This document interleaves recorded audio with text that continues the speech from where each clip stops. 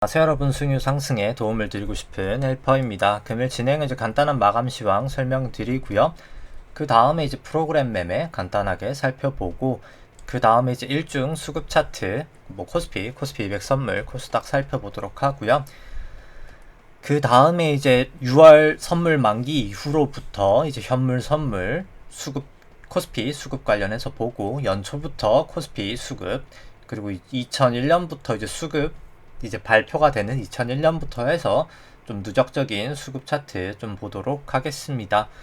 그 다음에는 잠시만요. 네, 그 다음에는 이제 코스피랑 이제 S&P 차트 보기에 앞서서 이제 오늘 새벽이라고 할 수 있죠. 이제 오늘 이제 미국 7월 이제 FOMC 좀 관련된 좀 내용들, 스탠딩 레포나 여러 가지 좀 나온 게 있어서 설명드리고, 이제 그 다음에 이제 미국 상원에서 이제 인프라 법안 통과된 거 관련해서 좀 이야기하도록 하겠습니다.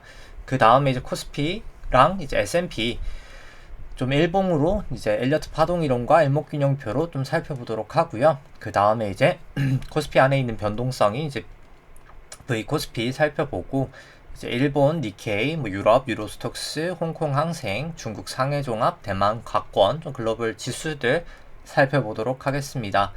그 다음에 이제 달러 인덱스나 달러원, 그리고 이제 WTI, 금, 그리고 이제 미국채 10년, 그리고 이제 우리나라 국채 10년, 미국채 10년 좀 금리 추이들 좀 살펴보도록 하고요. 그 다음에 이제 제가 보유하고 있는 키스코 홀딩스나 아니면 이제 또 효성화학이나, 그리고 이제 LG전자, 그리고 이제 CJ제일제당, 그리고 이제 DLENC, 현대해상, 그리고 이제 GS, KT 종목들 좀 차트랑 절대가치 평가, 그리고 상대가치 평가는 이제 현대해상 이렇게 좀 살펴보도록 하고요. 그 다음에 이제 오늘 목요일이기 때문에 목요일날 하는 종목 LG화학, 포스코, 한국금융지주, 테슬라 이제 절대가치 평가랑 상대가치 평가로 좀 보도록 하겠습니다. 그 다음에는 이제 코스피 안에 있는 할인율을 통해서 이제 어떻게 보면은 이제 주식의 이제 밸류에이션이라고 할 수 있는데요. 이제 코스피 관련한 그 밸류에이션 차트인 좀 일드갭이랑 페드 모형, 이제 S&P랑 코스피 관련해서 좀 살펴보도록 하고요. 그 다음에 이제 S&P를 통화량 M2 지표로 이제 나눈 통화량 대비해서 지금 현재 증시가 고평가인지 저평가인지 이제 S&P랑 코스피로 좀 살펴보도록 하겠습니다. 그리고 이제 하나 그냥 좀 차트를 하나 만들어 봤는데요. 이제 코스피랑 S&P, 특히 이제 우리나라 증시 같은 경우가 우리나라 이제 한국 수출액 전용 동기비랑 이제 미국 ISM 제조업 지수랑 상당히 좀 연동이 되는데요. 2008년도부터 보시면 거의 증시랑 비슷하게 움직이고 있는 걸 보실 수 있는데, 이거 관련해서도 좀 간단하게 설명드리도록 하겠습니다. 그 다음에는 이제 신용장고, 코스피랑 코스닥 추이 좀 살펴보고 방송 마치도록 하겠습니다. 일단 오늘 증시 같은 경우에는 마이너스도 갔다가 플러스로 갔다가 좀 들쭉날쭉 하다가 그래도 한 플러스 0.2%로 마감이 되었고요. 코스닥 같은 경우 한 0.8% 정도 상승을 하였습니다. 이제 검 색깔 선이 이제 코스피 200이고요. 이 파란 색깔 영역이 이제 프로그램 매도인데, 보시면 오늘 장중에 계속 프로그램 매도가 많았었고요. 프로그램 매도의 주체는 외국인이었습니다. 한 3천억 정도 프로그램 매도가 있었었고요. 일중 수급 같은 경우에는 오늘 기관이 한 2,600억 정도 매수가 있었고, 개인 한 170억 정도 매도가 있었고요. 외국인 같은 경우는 한 2,300억 정도 매도가 있었습니다. 이제 선물 같은 경우에는 이제 외국인이 한 1,400억 정도 매수가 있었었고요. 개인 한 95억 정도 매수, 기관은 한 1,600억 정도 매도가 있었습니다. 코스닥 같은 경우에는 외국인이 한 900억 매수, 그 다음에 이제 기관이 54억 정도 매수인데, 이건 사실 아마도 이제 블락딜인 것 같아서, 블락딜 전에는 이제 보시면 기관이 한 360억 정도 매도, 개인도 한 그 정도 매도가 있었었고요. 그 다음에 이제 누적적으로 수급 차트 조금 보시면은 이제 선물, 6월 선물 만기 이후로 좀 선물하고 현물 추인데요. 현물 같은 경우는 개인이 한 11조 정도 지금 순매수를 하고 있는 상황이고, 외국인과 이제 기관은 조금 매도하고 있는 추세입니다. 선물 같은 경우에는 이제 외국인이 사실 매도로 좀 추세적으로 좀 매도를 하다가 좀 최근에 매수를 하면서 이제 거의 한 9천억 정도까지 마이너스 이제 매도폭을 좀 축소시켜 놨고요. 올해 연초부터 해서는 뭐 개인이 어마어마하게 매수를 했습니다. 한 62조 매수하고 기관하고 외국인 다 매도를 하고 있고요. 선물 같은 경우에 누적적으로 이제 기관은 현물 매도하고 선물 매수하는 매도 차익 거래하면서 선물은 매수하고 있고, 외국인 같은 경우 현선물 다 매도하면서 둘 다 이제 매도 포지션에 있고요.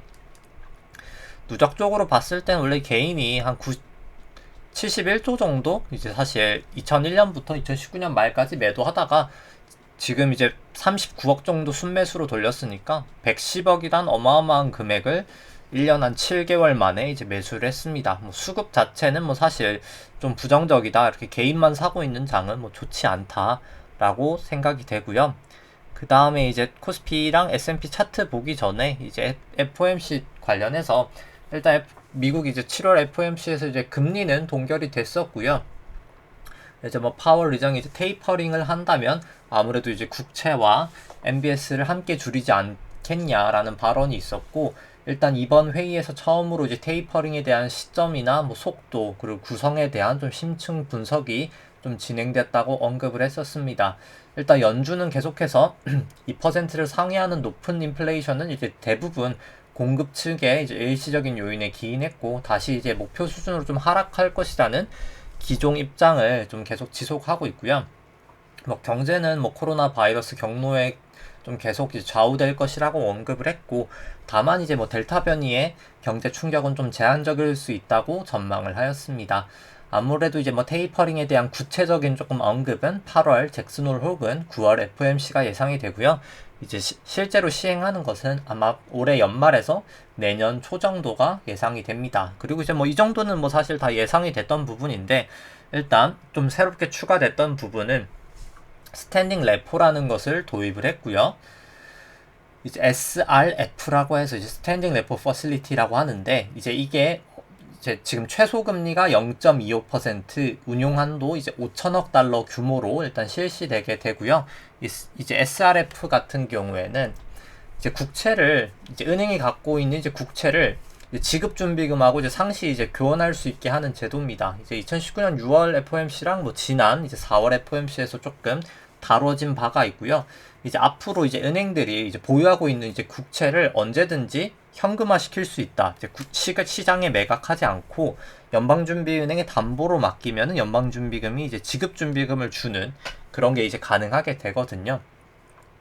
그래서 아무래도 이제 시장 좀 금리의 이제 급등락 요인도 아무래도 이제 시장이 경색이 됐을 때 막 은행이 이제 국고채를 그렇게 막 갑자기 던져야 될 이유는 좀 없어지지 않았나라고 생각이 됩니다. 따라서 이제 SRF 이제 스탠딩 레포 도입 자체가 결국 이제 연준이 좀 테이퍼링을 미루지 않겠다라는 의지로 조금 보이고요.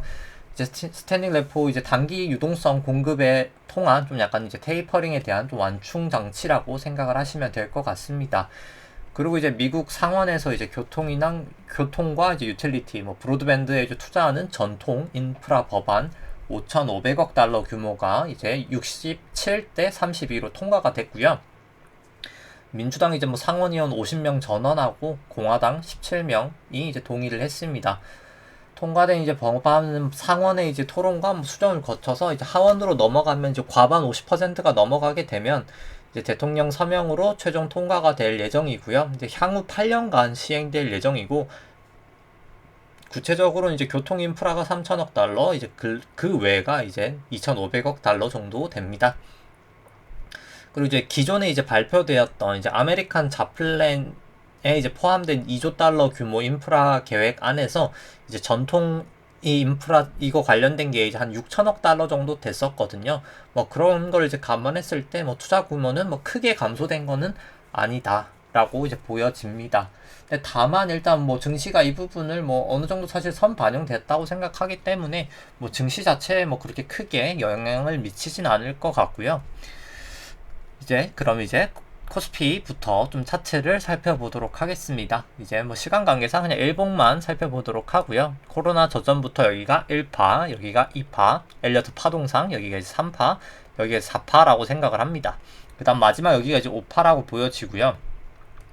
이 상승 추세로 본다고 가정을 했을 때 여기가 1파, 여기가 2파, 여기가 3파, 여기가 이제 4파가 나오고 나서 여기가 이제 5파에 1파, 여기가 이제 5에 2, 여기가 이제 5에 3에 1, 여기가 이제 5에 3에 2가 나오고 아마도 5에 3에 3이 나온다고 하면은 상승 추세로 볼 수 있을 것 같은데, 일단 뭐 아직까지 추세가 그렇게 확실하지 않은 점, 그리고 이제 마지막 5파가 그렇게 잘 읽히지 않는 점을 감안했을 때 그냥 이제 마지막 5파 단계이기 때문에 뭐 충분히 좀 조심할 필요성은 있는 레벨이다 라고 보여집니다.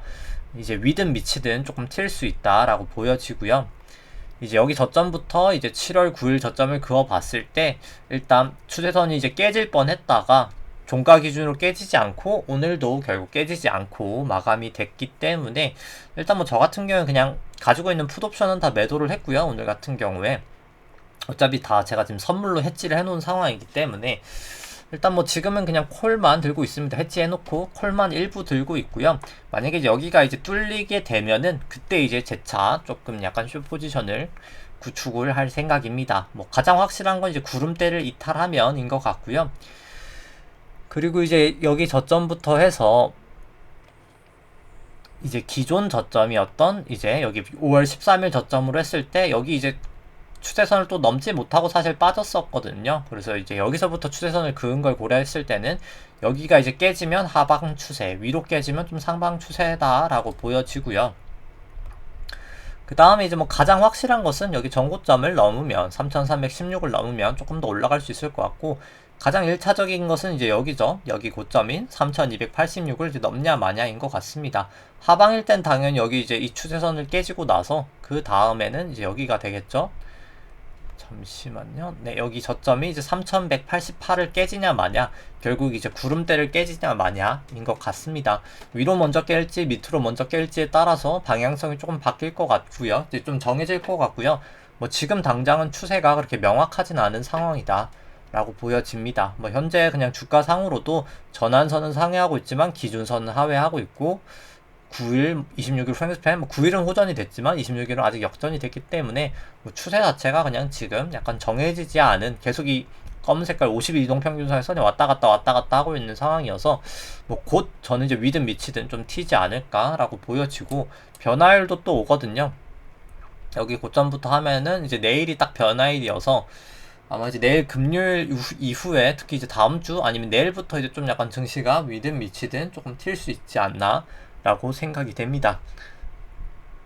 그 다음에 이제 뭐 주봉으로 봤을 때도 변화일이 코로나 저점부터 해서 원래 이제 65 변화일에 변화가 좀 있지 않을까, 여기 뭐 33 대등 수치 기본 수치 나와서 좀 그렇게 봤었는데 그냥 크게 변화가 없었기 때문에 아무래도 이제 76 변화일까지 위든 미치든 조금 변화가 될 것 같고요. 결국 여기가 이제 고점이든 여기가 저점이든 될 확률이 상당히 높을 것 같습니다.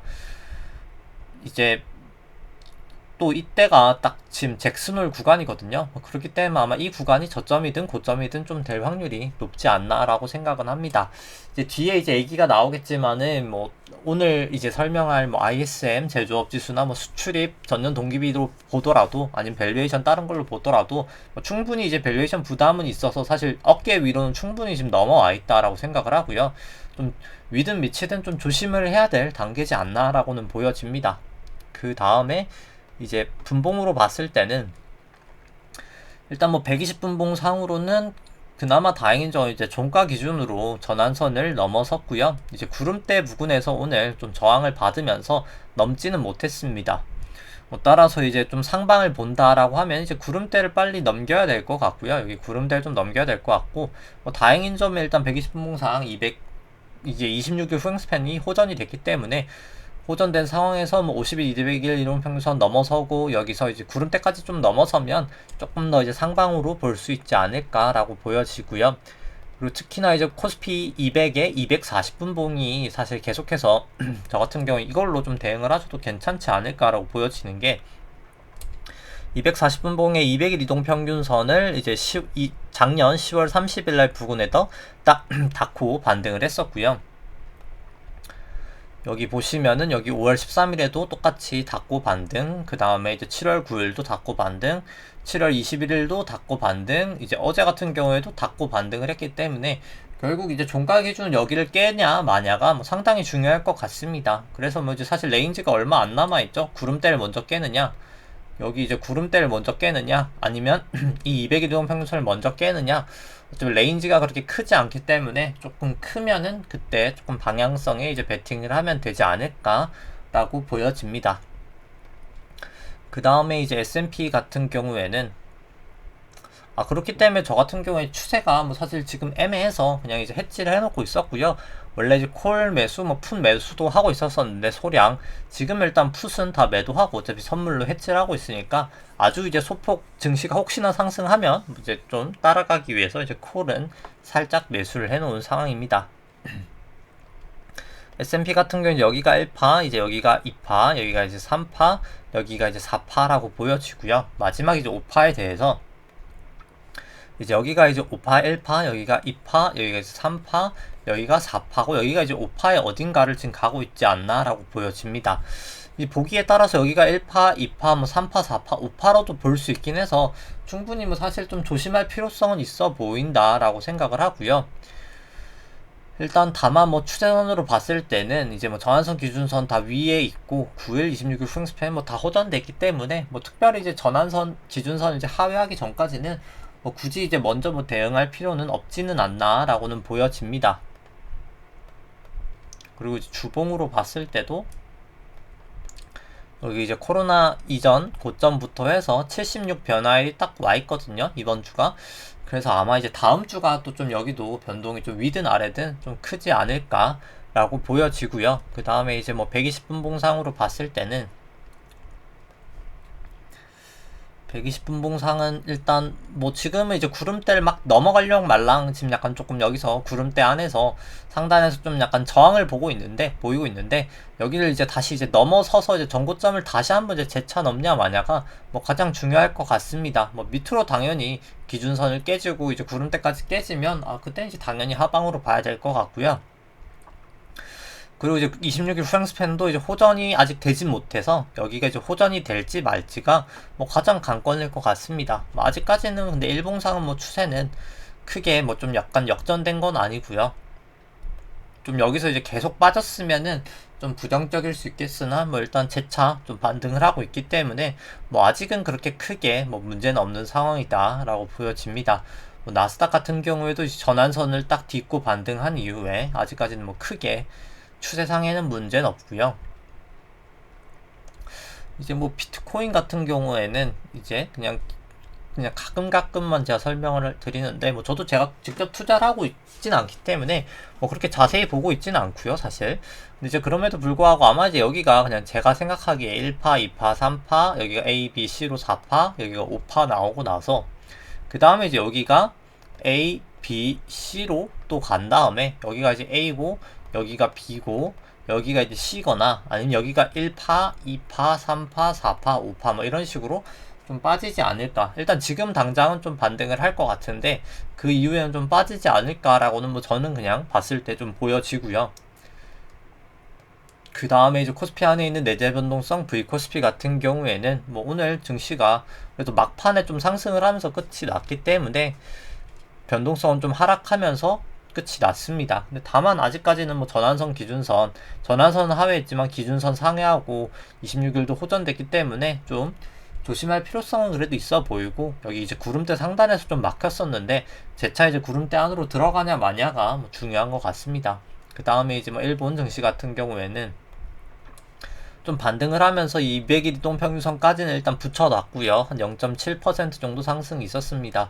근데 뭐 다만 아직까지 다 역전돼 있어서 뭐 일단 추세상 아직까지는 좀 하방으로 보는 게 더 맞을 것 같고요. 유로스톡스 같은 경우에는 이제 사실 구름대 상단도 이탈을 하면서 뭐 9일, 26일 후행스팬까지도 호전될 수 있는 모양. 26일 후행스팬 뭐 조금만 더 상승하면 호전이죠. 뭐 그렇기 때문에 조금 여기서 전고점만 재차 넘으면 충분히 조금 다시 랠리를 할 수 있지 않을까라고는 보여지는데 일단 전고점을 넘냐 마냐가 뭐 가장 중요할 것 같습니다. 항생 같은 경우에는 일단 볼린저를 크게 좀 약간 볼린저면서 이탈했기 때문에 당연히 이제 볼린저 안까지는 들어올 거라고 생각했는데 생각보다도 더 크게 좀 상승을 하면서 한 3.3% 정도 상승을 하면서 전환선도 좀 소폭 상승을 했고요. 상회를 했고요. 근데 뭐 다만 뭐 아직까지 뭐 기준선 근처도 조금 거리가 있기 때문에 좀 조심할 필요성은 뭐 계속해서 있지 않나라고 보여집니다. 뭐 장기 추세 같은 경우가 다 꺾였기 때문에 좀 조심할 필요성이 있는 구간이다. 중국 쪽 같은 경우에는 보여지고요. 뭐 중국 쪽 같은 경우에는 이제 예전에 농성할 때도 설명을 드렸었지만은 이 M1 나누기 M2가 이제 낮을 때가 리스크가 있는 거거든요. 이제 뭐 우리나라 국내 쪽 보시면은 가장 낮았을 때가 사실 IMF 때였습니다. 그 다음이 이제 2008년도였고요. 그러니까 낮을 때 그냥 결국 유동성이 없다라고 보시면 되는 건데 중국 같은 경우에 보시면 제일 낮았을 때가 2015년이었고요. 그때 중국 증시나 항생 같은 경우 다 급락을 했었습니다. 근데 이번 같은 경우에도 지금 보시면 상당히 지금 낮은 레벨에 있거든요. 뭐 그렇기 때문에 충분히 좀 중국 증시는 유동성으로 봤을 때도 조금 약간 위험해 보인다라고 했었는데 사실 많이 빠졌죠. 물론 지금 이제 규제 때문이다라고 하지만은 애시당초 규제를 그럼 중국 정부에서 사실 왜 할까라고 생각을 하면 그만큼 지금 뭔가 이제 중국 정부의 문제가 지금 중국 사회 자체에 지금 문제가 많다라고 보여집니다. 뭐 유동성뿐만 아니라 뭐 사실 어떻게 보면 사교육 지금 규제를 하고 있는 것도 이제 빈부격차가 점점 커지고 어떻게 보면 살기가 힘들어지니까 이제 그런 걸 하는 것이거든요. 뭐 결국 지금 약간 좀 중국도 지금 약간 좀 문제가 지금 충분히 그리고 이제 GDP가 지금 한 1인당 GDP가 한 10,000불 정도 되는데 10,000불 정도 될 때 항상 이제 좀 민주화 운동이 좀 많이 나거든요. 실제로 이제 어느 정도 사람이 이제 먹고 살만해져야 그때 이제 좀 자유를 갈망하는데 그게 이제 보통 $10,000 정도 수준이다라고 하는데 중국이 이제 그 정도 수준에 왔기 때문에 충분히 뭐 체제적인 문제도 좀 리스크는 있는 상황이지 않나라고 보여집니다. 뭐 이제 그런 걸 좀 방지하기 위해서 이제 어떻게 보면 좀 말도 안 되는 규제를 하면서 중국 증시가 좀 폭락을 했었었는데 특히 지금 여기 이제 상해종합이나 항생으로 봐서 그렇지 중국 쪽 뭐 IT나 뭐 외국 상장된 거는 정말 완전 초토화가 됐거든요. 충분히 좀 약간 좀 리스크는 있는 상황이지 않나. 지금 단순하게 좀 뭐 단기 반등은 했지만은 좀 길게 봐서도 저는 좀 약간 지금 상황이 그렇게 좋지는 않지 않나라고는 보여지고요.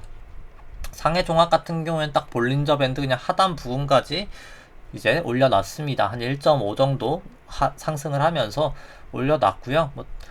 뭐 당연히 너무 과매도 구간이긴 해서 기술적 반등은 있을 수 있겠지만 일단 뭐 기준선을 확실히 넘어가기 전까지는 뭐 좀 아직은 불안해 보이는 게 사실이고요. 대만 가공 같은 경우에 오늘 상승을 하면서 일단 뭐 전환선은 상회가 되었습니다. 그리고 딱 26일 후행스팬도 역전이 되지는 않았었기 때문에 결국에 일단 뭐 26일 후행스팬이 이제 역전이 되냐 마냐를 조금 더 관심 있게 봐야 될 것 같고요. 달러 인덱스 같은 경우에는 이제 FOMC 자체가 뭐 그렇게까지 매파적이지 않았기 때문에 좀 하락을 하면서 기준선까지도 내려왔습니다. 이제 여기서 26일 후행스팬이 이제 꺾이냐 마냐가 이제 관건일 것 같고요. 이제 뭐 달러원 같은 경우도 이제 똑같이 뭐 FOMC에서 그렇게까지 뭐 매파적인 멘트가 나오진 않았기 때문에 뭐 전환선은 이제 하회를 하였습니다. 뭐 다만 이제 뭐 원달러 같은 경우에 달러원 같은 경우에 이제 기준선은 아직까지는 상회하고 있고요.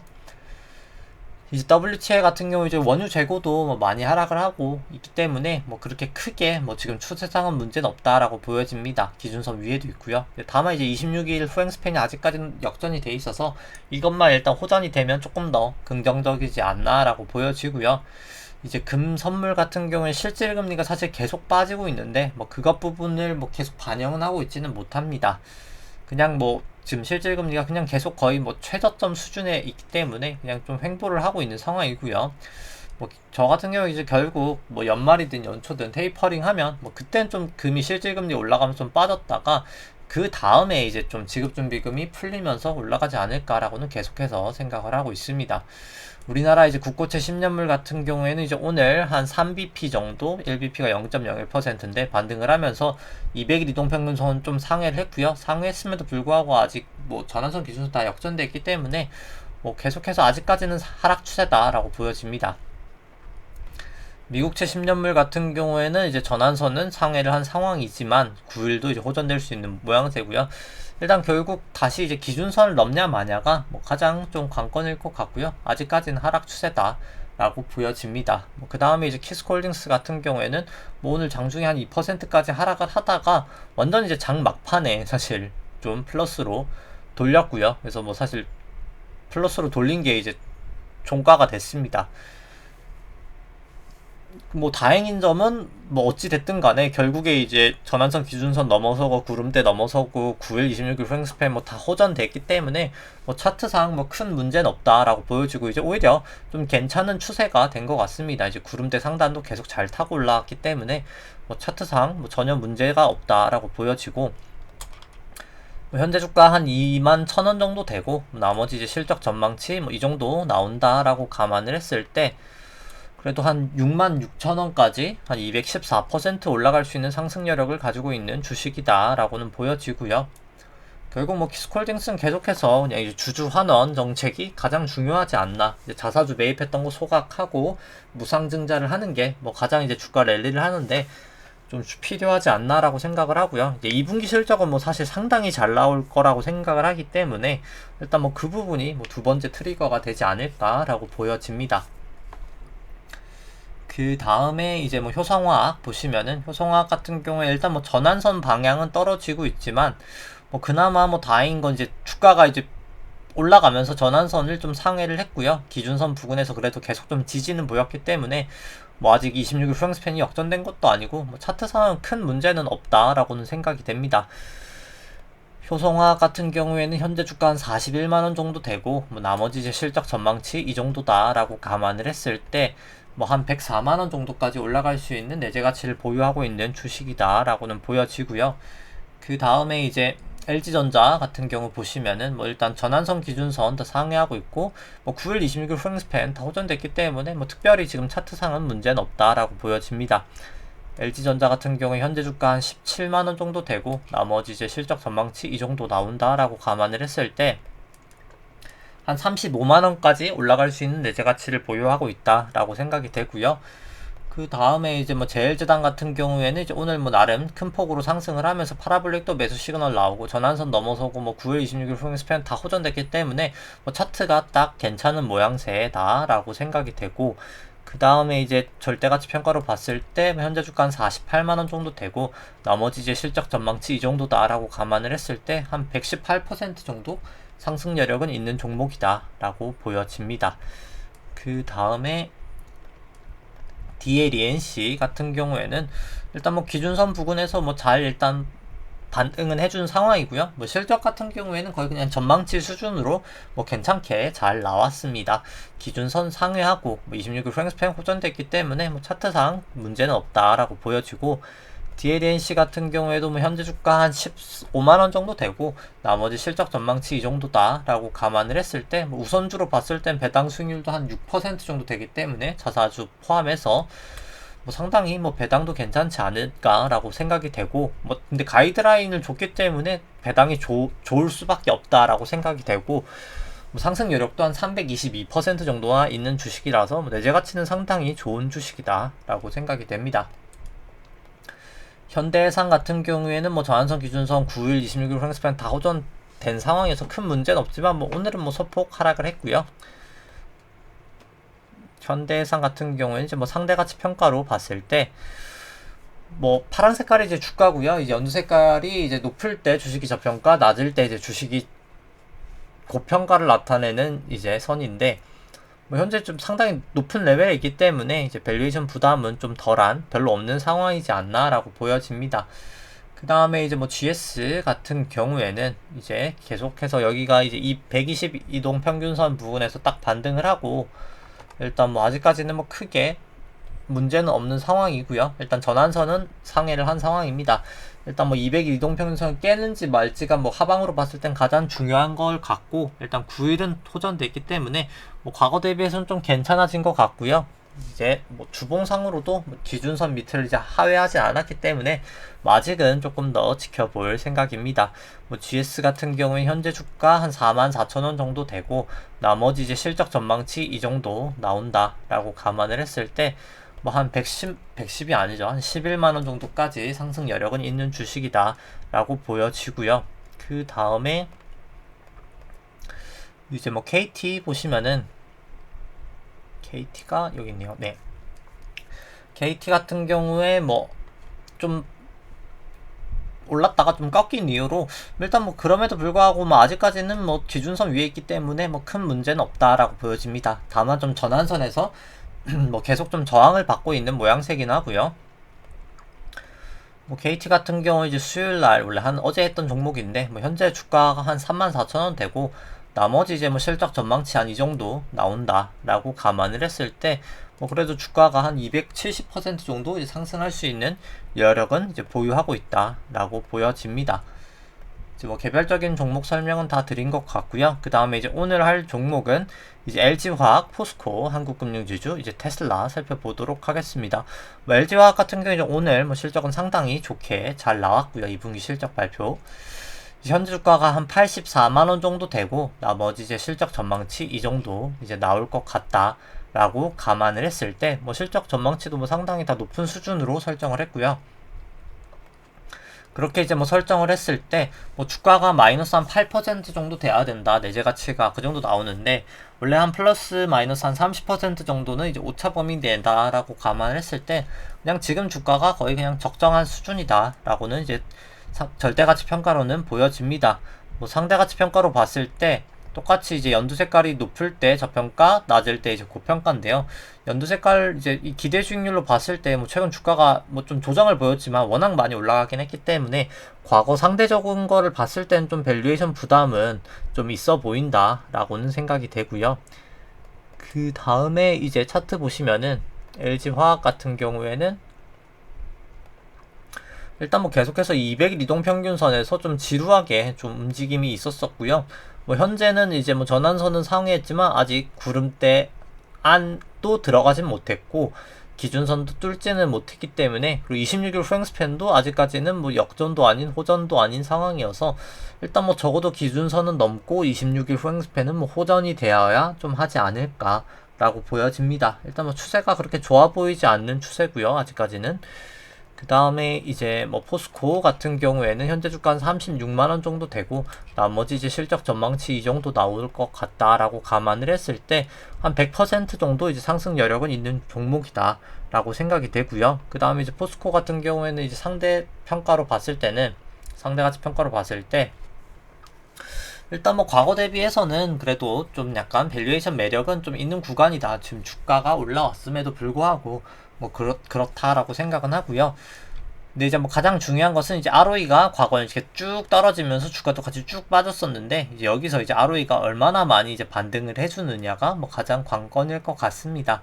뭐 아직까지는 ROE가 좀 개선이 되면서 주가도 이제 같이 좀 올라갔었고요. 그 다음에 이제 포스코 차트를 보시면은 포스코 같은 경우에는 이제 뭐 현재 전환선 기준선 상회하고 뭐 9일 26일 후행스팬 뭐 호전됐기 때문에 크게 문제는 없지만은 일단 뭐 아직 구름대는 넘지 못했고요. 이제 구름대를 뭐 사실 넘고 사는 게 추세적으로 더 맞지 않나라고는 보여집니다. 그 다음에는 이제 한국금융지주 이제 상대가치 평가를 보시면은 한국금융지주 같은 경우에는 뭐 일단 상대가치 평가로 봤을 때는 이제 뭐 과거 대비해서 엄청 싼 건 아니지만은 뭐 그래도 이제 좀 싼 편이다 라고는 보여지고요. 주가는 많이 올랐음에도 불구하고 뭐 사실 비싼 구간은 아니다 라고는 생각이 됩니다. 사실 좀 싼 편이다 라고는 생각이 되고 사실 뭐 개인적으로 좀 저는 괜찮게 보고 있는 회사긴 하고요. 근데 다만 좀 아직까지는 뭐 이제 차트가 전환선 기준선 다 하회하고 뭐 9일 26일 후행스팬 뭐 다 역전이 됐기 때문에 그리고 이제 카카오뱅크 뭐 상장 때문에 사실 좀 많이 올랐었던 건데 이제 그 부분이 이제 결국 좀 그 테마로 들어왔던 수급들이 좀 빠져나갈 수도 있기 때문에 일단 뭐 차트 상으로는 그냥 적어도 이제 기준선이라도 좀 넘고 사는 게 맞지 않을까 라고는 보여집니다. 아직까지는 뭐 좀 하방 추세인 것 같고요. 그 다음에 이제 뭐 테슬라 차트 보시면은 테슬라 같은 경우에는 뭐 현재 뭐 여기도 이제 LG화학이랑 비슷하게 계속 그냥 200일 이동 평균선에서 좀 왔다 갔다 하고 있고요. 뭐 현재 이제 전환선은 상회하고 기준선은 하회하고 이제 구름대 아닌데 뭐 결국 여기서 이제 위든 밑이든 좀 주가가 위로든 밑으로든 구름대를 좀 벗기면서 위든 밑이든 좀 튀지 않을까라고 보여집니다. 뭐 아직까지는 그냥 좀 지켜보는 게 맞을 것 같고요. 그 다음에 이제 코스피 관련해서 일되게 보시면은 이 파란 색깔이 이제 주가 코스피 차트고요. 빨간 색깔이 이제 주식 안에 있는 기대 수익률, 이제 국고채 10년 금리를 차감을 한 수치입니다. 높을 때 저평가, 낮을 때 고평가라고 보시면 될 것 같고요. 2019년 이후로는 지금이 그래도 밸류에이션 부담이 충분히 좀 있어 보이는 구간이다라고 생각이 되고, 뭐 거의 사실 주가랑 이렇게 반대 포지션으로 이제 반대 방향으로 이제 가는 걸 보실 수가 있습니다. 거울처럼 이제 좀 긴 시계열로 봤을 때는 뭐 엄청 비싼 것도 아니지만은 싼 구간도 아닌 약간 이제 밸류에이션 부담이 있는 구간이다라고는 보여지고요. 코스피 같은 경우에 S&P랑 이제 코스피 합쳐져 있는 거를 보시면은 우리나라보다는 좀 미국이 조금 더 밸류에이션 부담은 있어 보인다라고 생각을 합니다. 이제 그럼에도 불구하고 미국 증시가 잘 갔던 것은 아무래도 이제 양적 완화의 영향이 가장 크다라고 생각이 되고요. 그래서 뭐 사실 미국이든 우리나라든 밸류에이션 부담은 있어서 뭐 언제든 좀 무너져도 이상하진 않은, 이제 어깨까지는 충분히 온 상황이다 라고 보여집니다. 이 수치는 이제 국고채 10년 금리로 차감한 게 아니라 이제 나눈 수치고요. 금리에 조금 더 민감하다라고 해서 이제 페드 모형, 금리에 민감해서는 아니고 이제 연방준비은행에서 이제 그 글로벌 국가별 밸류에이션 할 때 많이 쓴다고 해서 이제 페드 모형이다라고 합니다. 이제 좀 금리에 더 민감한 모형이고요. 뭐 최근에 이제 미국 금리가 워낙 많이 하락을 했기 때문에 미국 쪽이 조금 더 많이 이제 상승을 한 모양새고요. 그 다음에 이제 통화량 대비해서 증시를 봤을 때는 이제 M2로 이제 나눈 것인데요. 이제 높을 때 통화량 대비해서 고평가, 낮을 때 통화량 대비해서 저평가고요.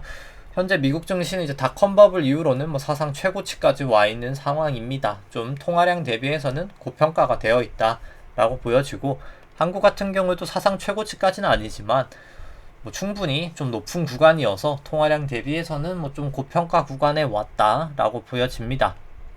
그 다음에 이제 오늘 뭐 새롭게 이제 추가하는 지표인데요. 이제 원래 뭐 사실 개인적으로 좀 보고 있긴 했었는데 뭐 그냥 보여드리기에도 어떻게 보면 좀 가장 직관적이기도 하고 뭐 좀 보시기 편하시고 뭐 만드셔도 뭐 편한 지표긴 하다라고 생각이 돼서 좀 소개하게 되었고요. 뭐 이것도 그냥 간단한 지표여서 그냥 매일 그냥 간단하게 살짝 언급만 되지 않을까 생각을 하는데, 근데 다만 이제 이 지표가 한 달에 한 번씩만 발표를 하는 지표여서 그냥 뭐 오늘만 설명 좀 자세하게 하고 이제 좀 향후에는 그냥 간단하게만 언급하도록 하겠습니다. 그냥 간단하게 뭐 여긴 빨간색 코스피, 파란색 S&P고요.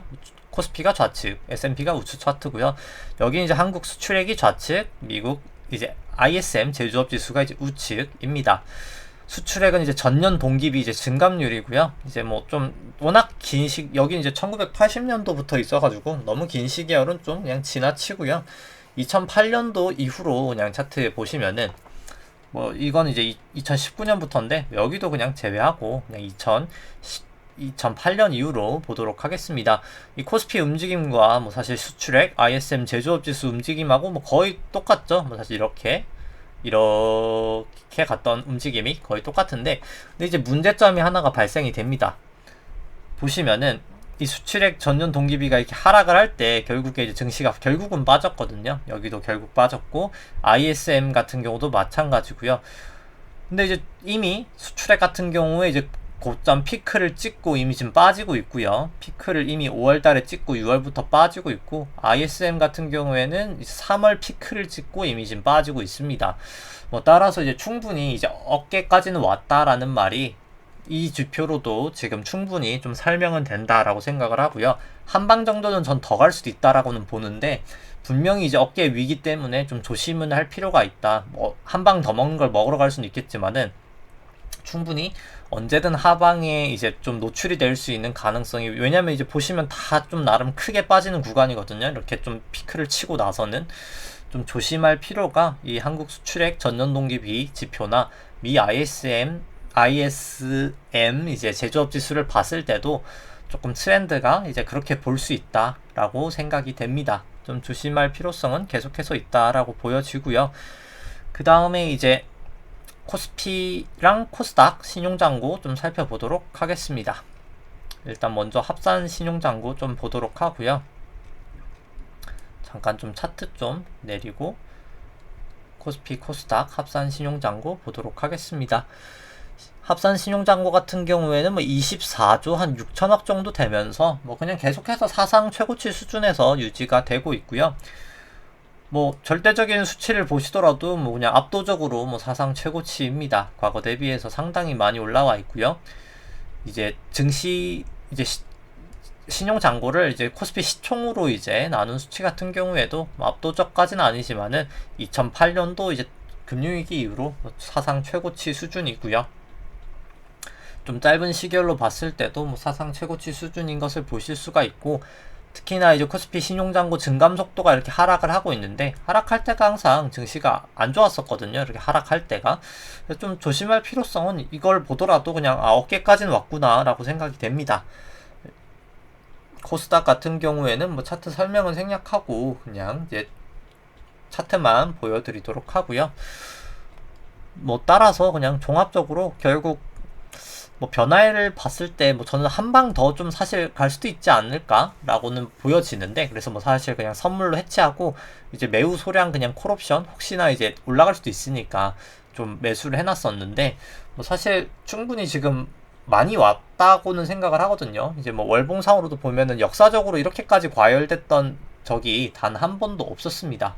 뭐 그렇기 때문에 좀 조심할 필요성은 계속해서 좀 있지 않나라고 생각을 하고, 뭐라고 해야 될까요? 이제 좀 마지막 이제 먹으러 이제 이게 추세가 결국 이제 한번 추세선이 조금 이렇게 넘어서고 좀 더 이제 상승 추세다라고 이제 보여지면 분명히 뭐 따라가야 될 필요성은 있다라고 생각은 하는데, 일단 뭐 그때 따라갈 때 뭐 저 같은 경우 이제 뭐 그냥 콜옵션으로 따라가는 것도 이제 올라갈 때는 뭐 괜찮지 않을까라고는 보여집니다. 왜냐면은 이제 콜옵션 포지션이 뭐 이건 뭐 사실 취향 따라긴 합니다만, 콜옵션 이제 손실은 제한적이고 이제 수익은 이제 레버리지로 이제 무한적인 이런 추세거든요.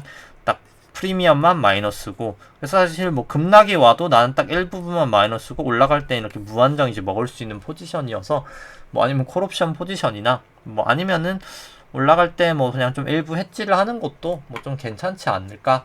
물론 이제 아니면은 아무것도 하지 않고 그냥 잘 이제 추세적으로 먹으면서 올라가다가 딱 기준을 정해놓고, 정말 이제 그 기준은 딱 명확하게 기준을 정해놓고, 뭐 전환선이든 기준선이든 뭐 내가 깨지면 뭐 그냥 바로 이제 미련 없이 뭐 매도를 하겠다, 뭐 이런 식으로 좀 대응을 하셔도 좋지 않을까라고 생각을 합니다. 뭐 아니면은 뭐 역으로 이제 좀 완벽하게 좀 뭔가 볼린저 밴드를 이렇게 타고 이렇게 볼린저 밴드를 타면서 막 올라가다가 볼린저 밴드를 뭐 소폭 좀 입탈했다라고 하면은 팔기는 아까운데 라고 하면은 뭐 좀 극외가 풋옵션 아주 극소량 좀 일부만 아주 그냥 보험 삼아 좀 매수를 하시는 것도 뭐 그런 것도 뭐 사실 결국 여기가 천장이라면 향후에 좀 크게 빠질 수 있기 때문에 뭐 그런 그냥 보험 삼아 하는 것도 뭐 나쁘지는 않지 않을까 라고 생각을 하고요.